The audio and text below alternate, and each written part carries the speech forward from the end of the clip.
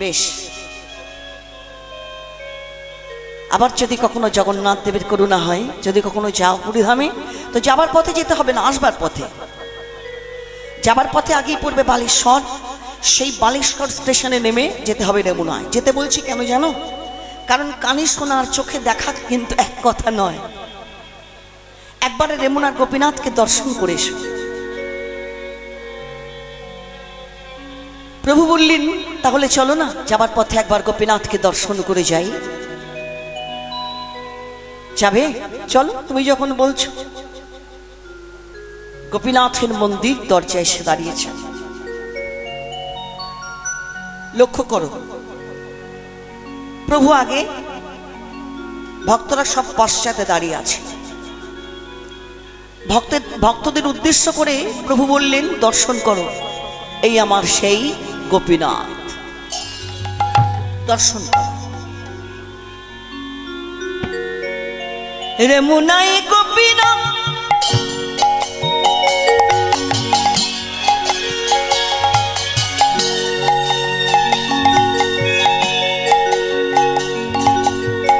রেমুনাই গোপীনাথ সে যে পরম মহান। রেমুনাই গোপীনাথ সে যে পরম মহান। রেমুনাই গোপীনাথ সে যে পরম মহান। রেমুনাই গোপীনাথ সে যে পরম মহান। ওগো ভক্তি করি তারে প্রভু কইলেন দর্শন। আর ভক্তি করি তারে প্রভু কইলেন দর্শন। ওগো ভক্তি করি তারে প্রভু কইলেন দর্শন। ভক্তি করি তারে প্রভু কইলেন দর্শন। আমরা কিন্তু অনেক দেবদেবীর মন্দিরে যাই, যাই তো। আমরা ভগবানকে প্রণাম করি কেমন ভাবে? কেমন ভাবে প্রণাম করি? হাত দুটো জোর করে, খুব যদি বেশি হয় তো হাঁটুটা ভেঙে মাথাটাকে মাটিতে ঠেকিয়ে।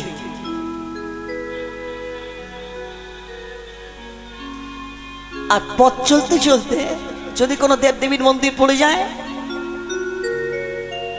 অপরাধ নিও না, যা চোখে দেখি তাই বলছি। পথ দিয়ে যাচ্ছি, হঠাৎ কোনো দেবদেবীর মন্দির পড়ে গেল, যেতে হবে, প্রণাম করতে হবে, সময় নেই তো।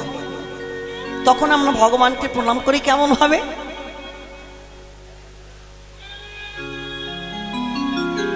মানে আঙুলটা কপালেও থাকে না। গৌরহরি জানিয়ে দিলেন ওইভাবে প্রণাম করলে ভগবানের কাছে কিছু পাওয়া যায় না, পাওয়া যাবে না। তাই মহাপ্রভু কি করলেন? গোপীনাথের মন্দিরের মধ্যে প্রবেশ করেছে। মন্দিরের মধ্যে প্রবেশ করে একেবারে সাষ্টাঙ্গে যেই প্রণাম করেছেন, দরজায় যে সমস্ত ভক্তরা সব দাঁড়িয়েছিল তারা সঙ্গে সঙ্গে হরিধ্বনি, জয়ধ্বনি, শঙ্খধ্বনি করে উঠল। হরিবোল হরিবোল হরিবোল। কেন? কেন তারা হরিধ্বনি করে উঠল? কেন শঙ্খধ্বনি, কেন জয়ধ্বনি হলো? কারণ আছে। তারে পাদ পদ্ম নিকট প্রণাম করিতে, তার পাদ পদ্ম নিচে প্রণাম করিবে। তারে পাদ পদ্ম নিকট প্রণাম করিতে, তার পাদে পদ্ম নিচে প্রণাম করিতে। ওগো তার পুষ্প চূড়া পড়িল প্রভুর মাথেতে। নিতাই গৌর হরি বল হরি বল। চূড়া পড়িল প্রভুর চরণে। ওগো তার পুষ্প চূড়া পড়িল প্রভুর মাথেতে। তার চূড়া পড়িল প্রভুর চরণে। তার পদ্ম নিকট প্রণাম করিতে, তার পুষ্প চূড়া পড়িল প্রভুর মাথেতে। গোপীনাথের মাথায় যে ফুলের চূড়াটা ছিল, সেই ফুলের চূড়াটা খসে গিয়ে মহাপ্রভুর শিরোপরে পড়েছে। যেই প্রভুর মাথায় পড়েছে, এবার চূড়া পাইয়া প্রভুর আমার আনন্দিত মন। আর চূড়া পাইয়া প্রভু আমার আনন্দিত মন।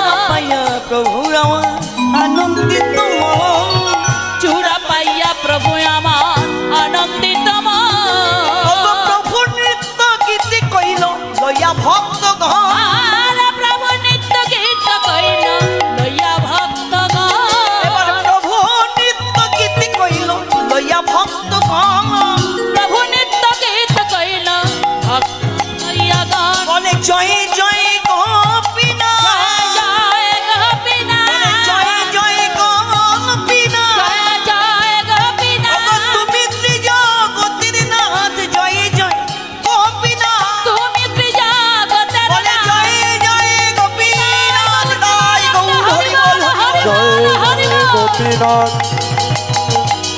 বলে জয় জয় গোপীনাথ।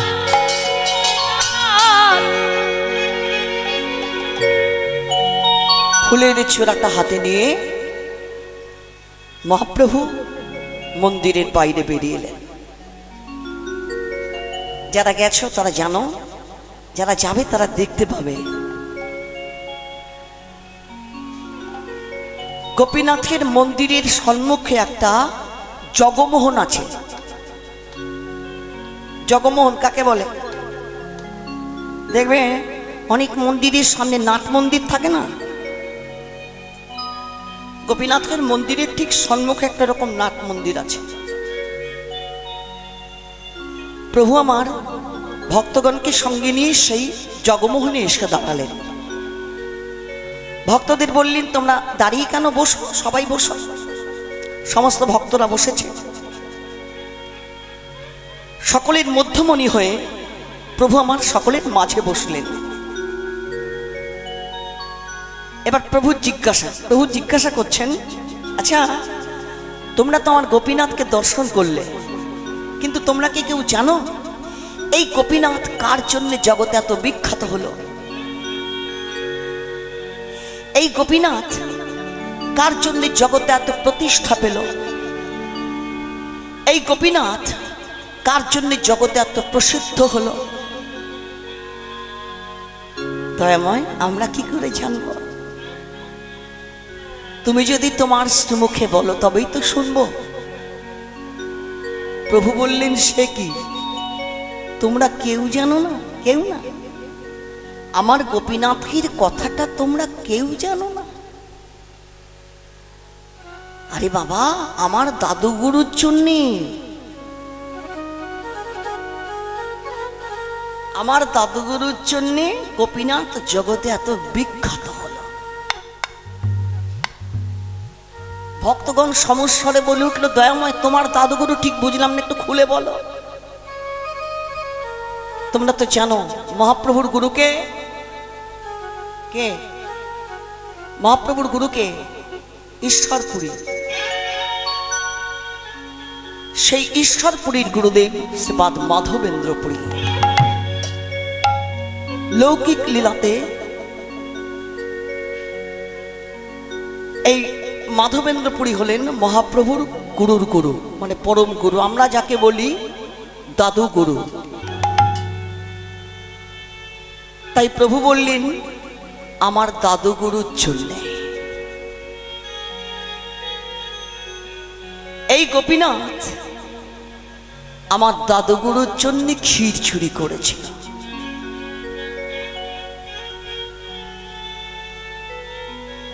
তোমরা শুনবে আমার সেই দাদু গুরুর কথা। এই মহাপ্রভু বলতে শুরু করলেন তার প্রিয় ভক্তগণের কাছে। ওই মাধবেন্দ্রপুরীর জন্মস্থানটি হল শ্রীহট্ট জেলার পূর্ণিয়া পাট গ্রামে।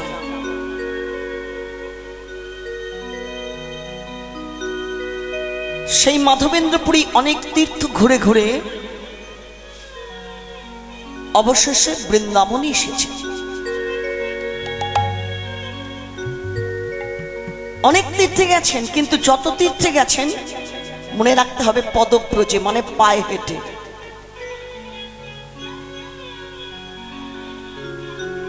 অবশেষে যখন বৃন্দাবনীর মাটিতে এসে দাঁড়ালেন, চিন্তা করলেন বৃন্দাবন ছেড়ে আমি আর কোথাও যাব না।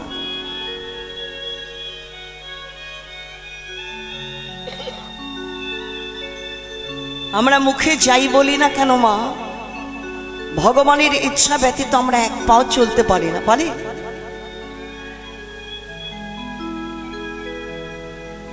তার ইঙ্গিতে তো সমস্ত বিশ্ব চলছে। তার একটা ইশারায় লয়ে প্রলয় হয়ে যেতে পারে। চিন্তা করলেন বৃন্দাবন ছেড়ে আমি আর কোথাও যাব না। বৃন্দাবনে এসে প্রথমে কাকে দর্শন করলেন? ভাগ্যবতী যমুনা মাইকে। ভাগ্যবতী যমুনা মাইকে দর্শন করলেন। যমুনায় স্নান করলেন, রাধাকুণ্ড দর্শন করেছেন, শ্যামকুণ্ড দর্শন করেছেন, গোবিন্দকুণ্ড দর্শন করেছেন, বিলাসকুণ্ড দর্শন করলেন, আর চলতে পারছেন না। গিরি গোবর্ধনে এসে একটা গাছের নিচে বসে পড়লেন। এই মাধবেন্দ্র পুরীর কিন্তু দুটি স্বভাব ছিল। কি স্বভাব? প্রথম স্বভাবটি হলো তিনি অহর্নিশি কৃষ্ণ নাম করেন। খুব ভালো করে লক্ষ্য করতে হবে কিন্তু, অহর্নিশি, দিন রাত্রি। তাহলে কি তিনি ঘুমন না? অহর্নিশি কি করে নাম করে গো? হ্যাঁ, আমরা জানি যদি কেউ জেগে থাকে সে নাম করতে পারে, কিন্তু ধরো যদি কেউ ঘুমিয়ে থাকে তার কি কৃষ্ণ নাম উচ্চারণ হয়? কে? জেগে থাকলে নাম করা যায়, কিন্তু ঘুমিয়ে থাকলে কৃষ্ণ নাম উচ্চারণ হয়? কে হয়? বৈষ্ণব মহাজন বললেন হয়।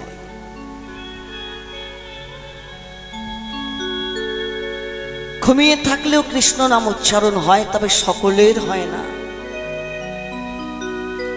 যারা প্রকৃত বৈষ্ণব, যারা প্রকৃত মহান্ত, যারা প্রকৃত সাধু, তারা ওই কৃষ্ণ নামকে এমনভাবে অভ্যাস করে, জেগে থাকলে তো করেই, ঘুমিয়ে থাকলেও তাদের জিহ্বাটা সর্বসময়ের জন্যেই lock lock lock lock lock lock lock lock করে নড়তেই থাকে, ওটা থামে না।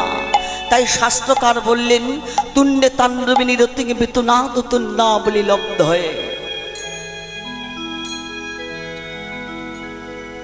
ঘুমিয়ে থাকলেও কৃষ্ণ নাম উচ্চারণ হয়। অহর্নিশি নাম করছে, জেগে থাকলেও নাম করছে, ঘুমিয়ে থাকলেও নাম করছেন। এটা হলো তার প্রথম স্বভাব। দ্বিতীয় স্বভাবটি কি? দ্বিতীয় স্বভাবটি হলো তিনি অযাচক বৃত্তি গ্রহণ করেছিলেন। অযাচক বৃত্তি বলি কাকে?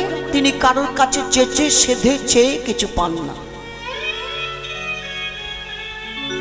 যদি তাকে চেচে কিংবা সেধে কেউ কিছু দেয় তবেই তিনি পান, নতুবা সেই দিনটা তার উপবাসেই কেটে যায়। আর উপবাস বলতে আমরা যাকে বলি নিরম্ব উপবাস, মানে যাকে বলি নির্জলা উপবাস।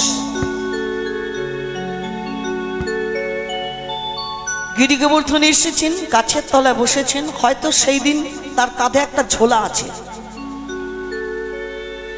মাধবেন্দ্র পুরীর কাঁধে একটা ঝোলা আছে, হয়তো সেদিন তাকে কেউ কিছু দিয়েছিল, সেটা ওই ঝোলার মধ্যে ছিল, সেদিন তাই পেল। পেয়ে নাম করতে করতে নাম করতে করতে গাছের তলাতেই শুয়ে পড়েছে, ঘুমিয়ে পড়েছে।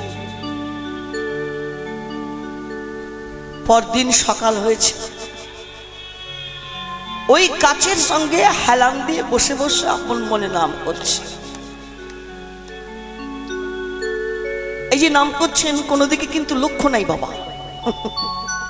আমরা জানি যদি কারোর লক্ষ্যটা ঠিক থাকে তবে কিন্তু সেটা একসময় সে তার ঠিক লক্ষ্যে পৌঁছে যায়।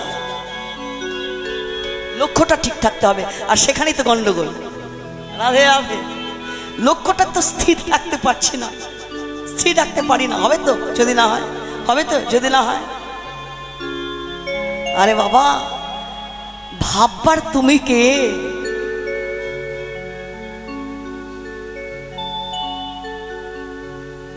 যার ভাবনা তার উপরে ছেড়ে দাও।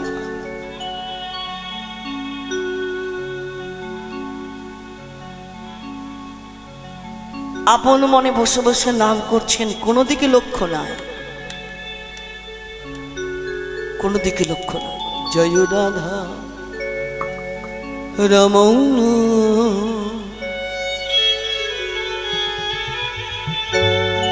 জয় কুঞ্জ বিহারী, জয় রাধা রমণ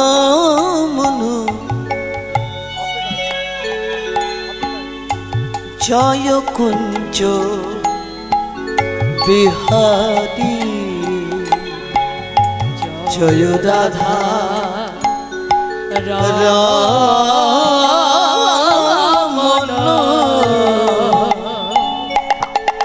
জয় কুঞ্জ বিহারী নবীন নিরোধয়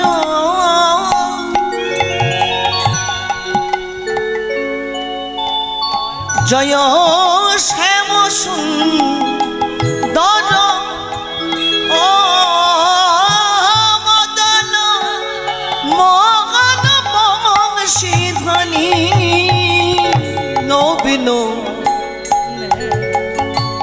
নিরোধয়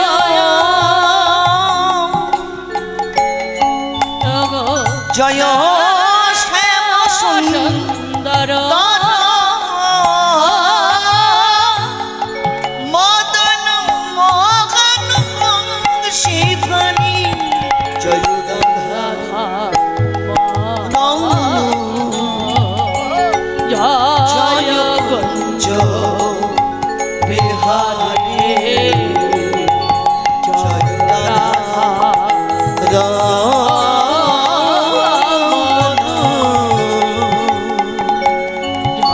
জয় কুঞ্জ বিহারী। আপন মনে গাছের সঙ্গে হেলান দিয়ে নাম গাইছে। হঠাৎ দেখছেন ছোট্ট একটা ছেলে তার কাছে এসে দাঁড়িয়েছে।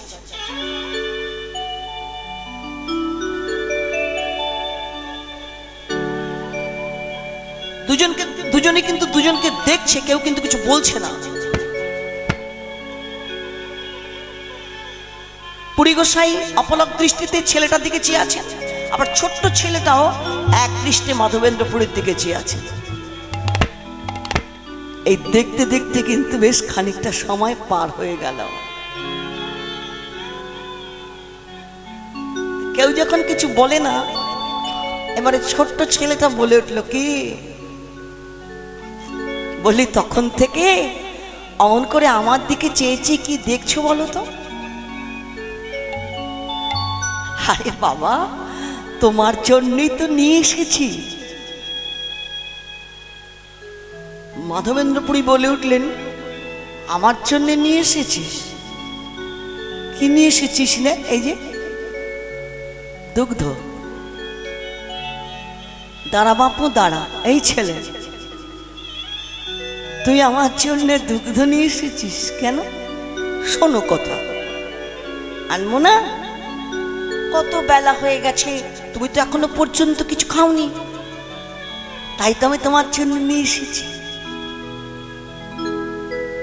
পুরী গোসাই মনে মনে ভাবছেন, ছেলেটা বলে কি গো, আমি যে না খেয়ে বসে আছি ও জানলো কি করে? এই ছেলে, তুই জানলি কেমন করে আমি না খেয়ে বসে আছি? শোনো কথা, আমি নাকি জানবো না? আরে বাবা, আমি না জানলে জানবি কে? হ্যাঁ, আমি না জানলে জানবে কে? আরে বাবা, আমিও তো সেই একই কথা বলছি। আমি যে না খেয়ে বসে আছি, তুই কি করে জানলি? কি করে জানলাম? তাহলে বাপু বলি, শোনো। এই গাঁয়ের গোপিনীরা ওই যমুনাতে জল নিতে এসেছিল। জল নিতে এসে তারা তোমায় দেখলো, দেখে গিয়ে আমায় বলল, আমি তোমার জন্য নিয়ে এলাম।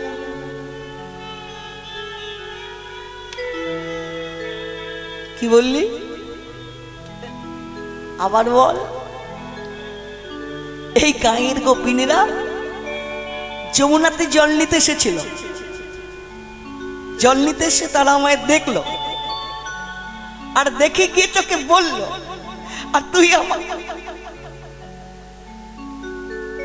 পুরী গোসাই মনে মনে ভাবছেন, আচ্ছা গোপিনীরাই বা কি করে জানলো যে আমি না খেয়ে বসে আছি? আর গোপিনীরা বলা মাত্রই এই ছেলেটা যে আমার জন্য দুগ্ধ নিয়ে চলে এলো, বলি এই ছেলেটা কি ওই কপিনীদের কিনা দাস নাকি গো? কত কথাই যাচ্ছে মনে। এত কথায় তোমার কি কাজ বাপু? তোমার জন্য নিয়ে এসেছি, খেয়ে ভাণ্ডটা আমাকে দিয়ে দাও, আমি চলে যাই। দাঁড়া, এই তো সবই এলি, এখন আমার যাই যে করছিস কেন রে? এই ছেলে, অত দূরে দাঁড়িয়ে আছিস কেন রে? একটু কাছে আয় না। না না, এই তো আমি এখান থেকে তোমার সব কথা শুনতে পাচ্ছি, বলো না কি বলবে। এই ছেলে, তোর নামটা কি রে? ভগবান চিন্তা করছেন, সর্বনাশ করেছে। আমার নাম জেনে তোমার কি হবে শুনি? ফের যদি আমার নাম জানতে চেয়েছো, আমি কিন্তু এখন এখান থেকে চলে যাব।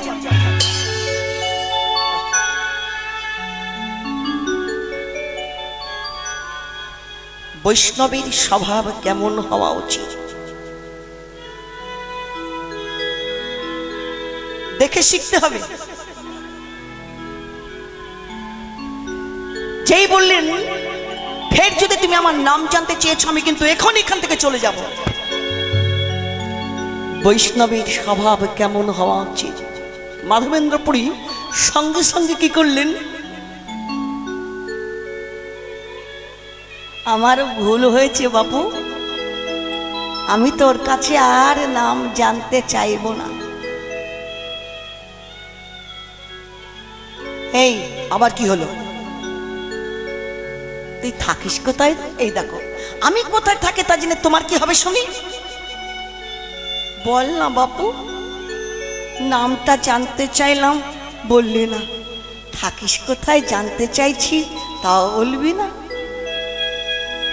বলছি বলছি।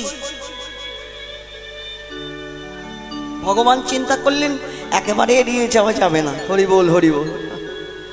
বালুক কহি গোপই আমি,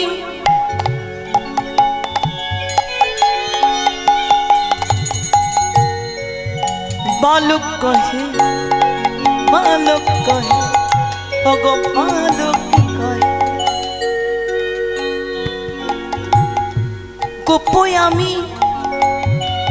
আস্তে আস্তে আস্তে যেই বললেন গোপ আমি, মাধবেন্দ্রপুরী বললেন এই থাম,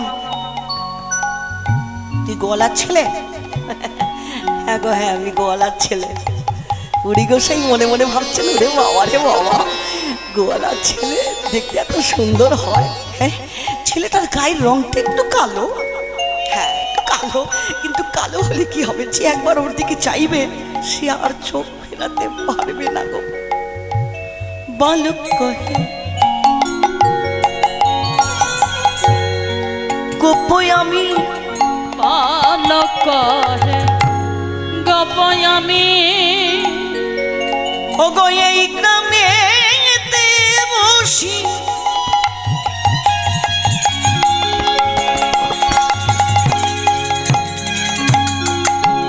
তুই যেখানে বসে আছ না, এটা গোপের গ্রাম। ওগো আমার গ্রামেতে কি না রহে উপবাসী। বালক কহে কহে ওগো বালক কহে ওগো বালক কহে গোপই আমি, ওগো এই গ্রামেতে বসি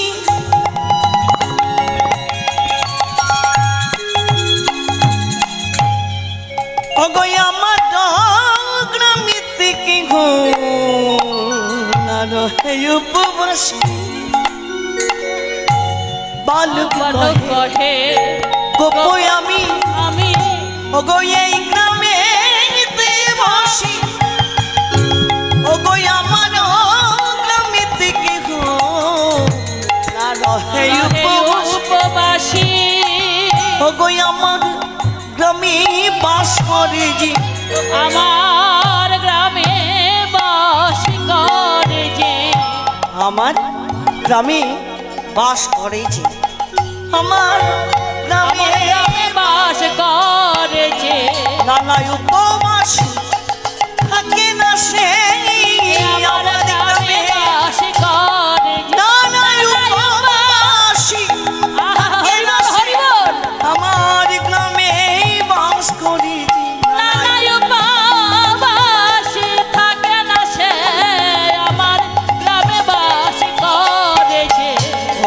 আমার গ্রামেতে কেহ না রহে উপবাসী। আর আমার গ্রামেতে কেহ না রহে উপবাসী। শুনলে শুনলে তো না, এবার দুগ্ধগুলো পান করে ফেলো, ফেলে ভাণ্ডটা আমাকে দিয়ে দাও, আমি চলে যাই।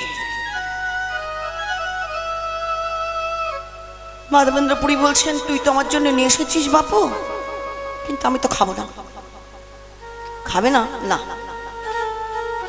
কেন গো খাবে না কেন? এমনি আমার ইচ্ছে। এই শোনো না, দেখো আমি এইটুকু ছেলে, তোমার জন্য এত বড় ভাণ্ডটা বয়ে বয়ে নিয়ে এসেছি, তুমি জানো এটা কত ভারী? আমি এইটুকু ছেলে এত বড় ভাণ্ড বইতে পারি? বৈষ্ণব মহাজন এক পাশে দাঁড়িয়ে বললেন, হ্যাঁ গো, যিনি বাম হাতের কনিষ্ঠাঙ্গুলি গিরি গোবর্ধনটাকে ধারণ করেছিলেন তার চাইতেও বেশি ভারী। দেখো আমি এইটুকু ছেলে, তোমার জন্য এত বড় ভাণ্ডটা বয়ে বয়ে নিয়ে এসেছি, খাও। বিরক্ত করিস না তো, বলছি তো আমি খাবো না। খাও না গো, বলছি খাবো না। খাও না গো, বলছি তো বাবা, খাবো না খাবো না খাবো না। খাও না গো, বলছি খাবো না। খাও না গো। আচ্ছা কেন খাবে না? কেন খাবে না তোকে বলতে হবে?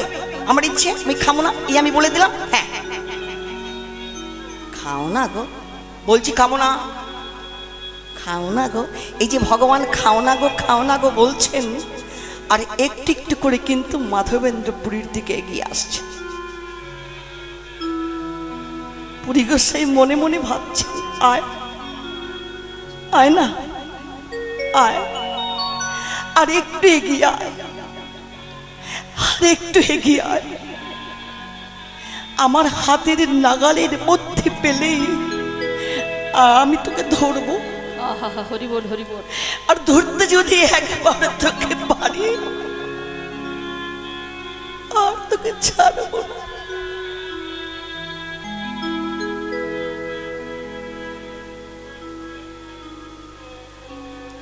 জানতে হবে মাধবেন্দ্র পুরী বারবার খাবো না বলছেন কেন? তিনি ভাবছেন কি সুন্দর ছেলে,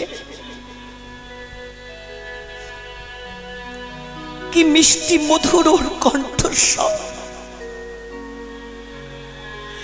আমি যদি ওর হাত থেকে ভাণ্ডটা নিয়ে দুগ্ধগুলো পান করে ফেলি, আমি জানি আমার খাওয়া হলেই ও আর এক মুহূর্ত দাঁড়াবে না, ভাণ্ডটা হাতে নিয়ে চলে যাবে। আর যতক্ষণ আমি খাবো না বলবো, ততক্ষণই তো ও আমার জন্য ভাণ্ডটা হাতে নিয়ে দাঁড়িয়ে থাকবে।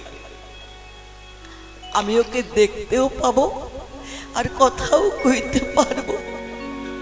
এই তো ভক্তির মনের ইচ্ছা। কিন্তু ভক্তির মনের যে বাসনা, ভক্তির মনের যে আকাঙ্ক্ষা, ভক্তির মনের যে আরতি, আর কেউ না জানুক ভগবান। হরি বল হরি বল হরি বল।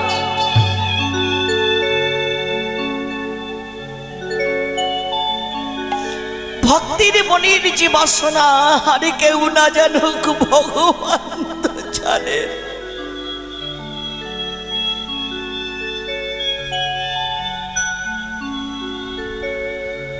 দাঁড়িয়ে পড়লেন।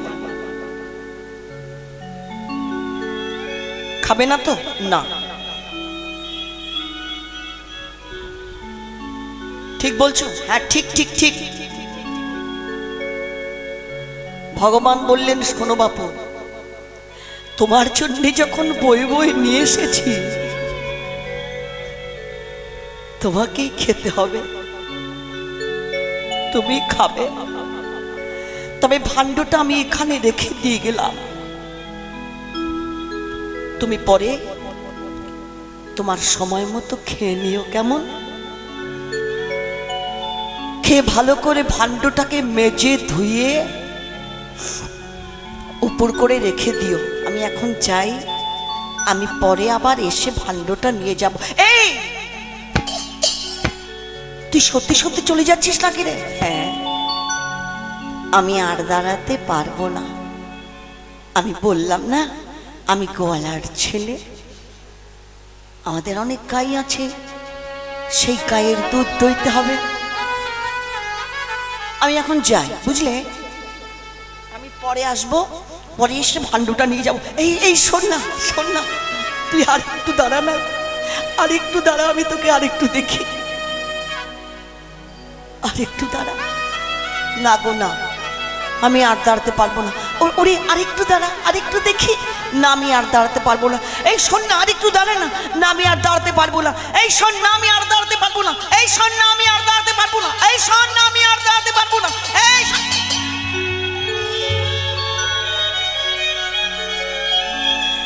এত বলি গেল বালক, না দেখিয়ে আর, না দেখে মাধবপুরীর চিত্ত সে যে হইল চমৎকার, হইল চমৎকার। ভগবান যেন নিমিষের মধ্যে অন্তর্ধান হয়ে গেলেন। যা, ছেলেটা চলে গেল, কি সুন্দর কথা কইছিল গো। না, ওইটুকু ছেলে আমার জন্য কষ্ট করে ভাণ্ডটা বয়ে বয়ে নিয়ে এসেছে। ও যখন বলে গেল এসে ভাণ্ডটা নিয়ে যাবে, ঠিক নিতে আসবে। আর নিতে এসে যদি দেখে আমি খাইনি, মনে কত দুঃখ পাবে। না গো না, ওইটুকু ছেলের মনে দুঃখ দেওয়াটা আমার ঠিক উচিত হবে না। তবে আমি খেয়েই ফেলি। হ্যাঁ, ভাণ্ডটা হাতে নিয়ে দুগ্ধগুলো পান করছে।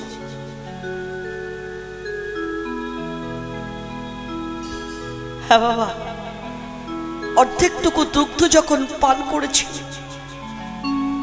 বুড়ি গোসাই মনে মনে ভাবছেন, কি ভালো, কি ভালো, কি মিষ্টি, কি মিষ্টি। এত দুধ খেয়েছি, এমন সুন্দর দুধের স্বাদ তো কখনো পাইনি। কেমন যেন একটা সৌষ্ঠব গন্ধ, কি ভালো, কি ভালো। আবার খাই, ভাণ্ডটা হাতে নিয়ে এক চুমুকে দুগ্ধগুলো পান করে ফেলল। যা, ফুরিয়েই গেল। তাড়াতাড়ি করে ভাণ্ডটা মেজে ধুয়ে যে পথে ছেলেটা গেল সেই পথের দিকে চেয়ে বসে আছে। অপেক্ষা, অপেক্ষার চাইতেও দীর্ঘ প্রতীক্ষা। ছেলেটা বলে গেল আসবে, আসছে না তো। সারাটা দিন চলে গেল। মাধবেন্দ্রপুরী কিন্তু সেই জায়গা থেকে নড়ছেন না। যদি ছেলেটা এসে ফিরে চলে যায়,